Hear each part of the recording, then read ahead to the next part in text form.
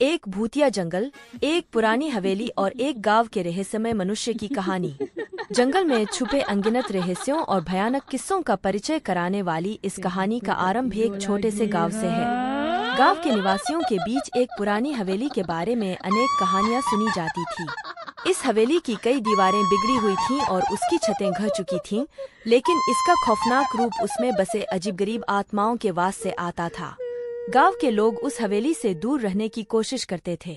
किसी ने सुना था कि रात को वहां आवाजें सुनाई देती हैं, और कुछ अन्य लोगों ने कहा था कि वहां अनजाने में लोगों की भावनाओं का साम्राज्य है।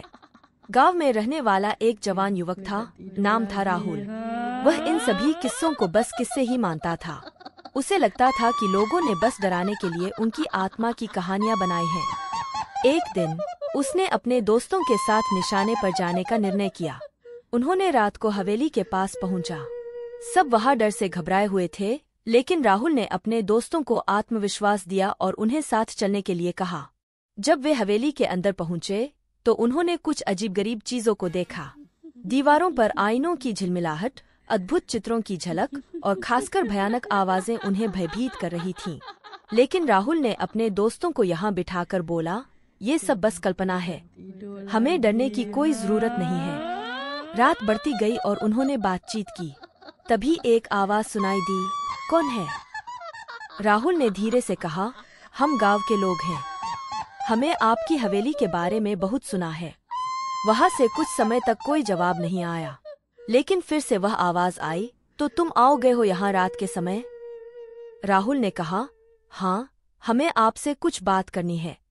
बातचीत जारी रही और उन्हें मालूम हो गया कि वह आवाज एक पुरानी आत्मा की है जो हवेली में बंद थी। वह अपने जीवन के रहस्यों को बताने लगी।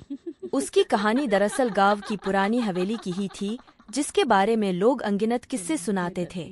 वह बताई कि वह एक सम्राट की पत्नी थी, जिसने अपने पति की हवेली में बसे रहस्यों के बारे में सारे सच जाने के बाद जाना था। उसने उसकी मृत्यु का रहस्य सुलझाने के लिए उस हवेली में आत्मा बनकर रहना चुना था। राहुल और उसके दोस्त इस आत्मा की कहानी को सुनकर हैरान थे। यह कहानी उनकी सोच को बदल दी। उन्होंने अब उस हवेली को सिर्फ डरावना नहीं माना, बल्कि उसकी कहानी को भी महसूस किया। उन्होंने उस आत्मा से बातचीत की और उसे उसके दर्द की एहसास कराया। वे अब उस हवेली के रहस्य को समझने की कोशिश कर रहे थे, न कि उससे भागने की। राहुल और उसके दोस्तों ने उस आत्मा को उसके दुख से छुटकारा पाने का प्रयास किया। उन्होंने उसके दर्द को समझा और उसे आत्मनिर्भर बनाने की कोशिश की। इस कहानी से सीख मिलती है कि हमें किसी भी चीज को सिर्फ उसके बाहरी रूप से नहीं देखना चाहिए, बल्कि हमें उसकी असलियत को समझने की कोशिश करनी चाहिए। जीवन में हर चीज के पीछे एक कहानी होती है, जिसे हमें समझने की जरूरत होती है।